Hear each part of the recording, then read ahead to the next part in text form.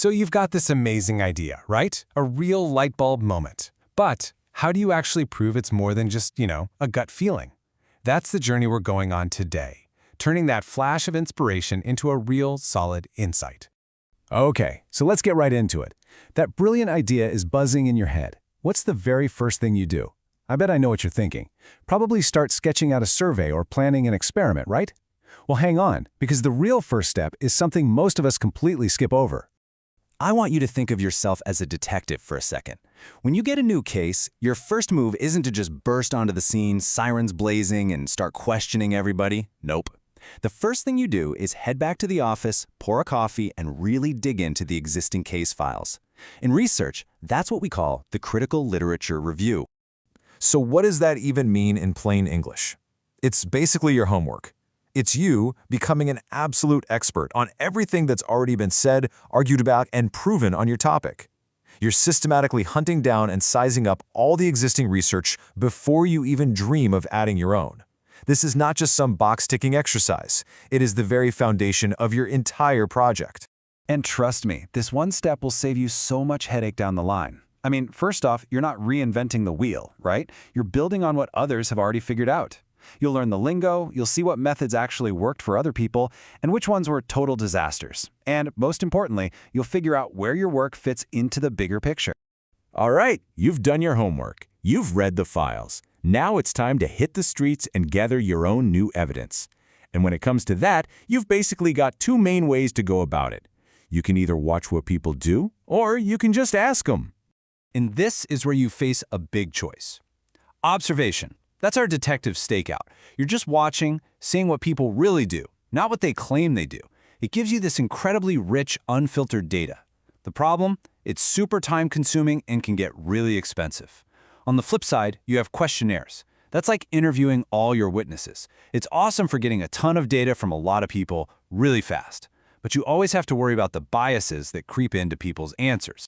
So if you decide to ask, you've got a few ways to do it. You could go face-to-face. That's great for getting lots of responses and clearing up confusion, but man, it is a lot of work.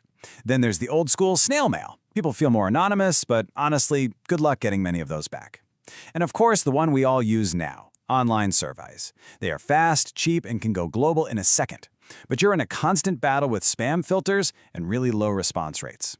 And that brings us to something that is so important. Because if you're going to ask people questions, you have to get really good at it.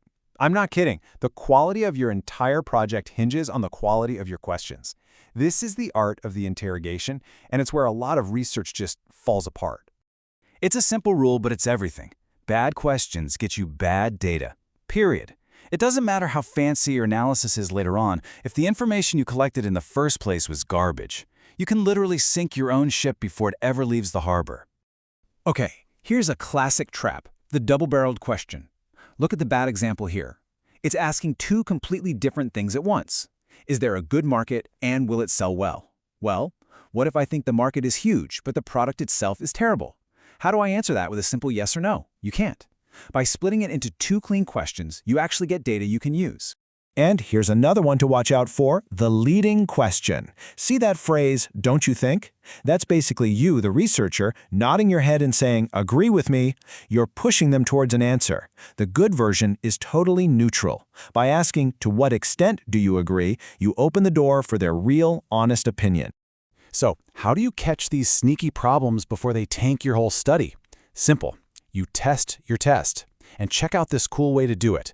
You can literally just ask people what it was like to take your survey. Was it clear? Was it annoying? Was anything confusing? That kind of feedback is pure gold. Okay, so we've looked at the existing research, we're gathering our own data with fantastic questions, but there's one last piece of the puzzle that holds it all together, and that's ethics. It's about making sure all this hard work is built on a foundation of total integrity. And the absolute #1 rule here is avoiding plagiarism. The thing you have to get about this is that it doesn't matter if you meant to do it or not, whether it was just carelessness or you didn't know the rules, using someone else's words or ideas as your own is a huge no-no. It's academic fraud, plain and simple. And it's not always as obvious as you think. Sure, there's the ghostwriter, which is literally just handing in someone else's work.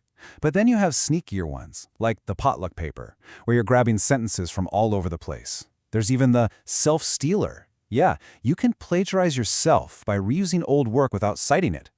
The rule of thumb is just always, always, always cite your sources. Look, at the end of the day, it all boils down to this: rigor and responsibility. When you bring those two things together, the sharp methods and the strong ethics, you're not just collecting facts anymore. You're creating real, meaningful knowledge. So the only question left is, what are you going to discover?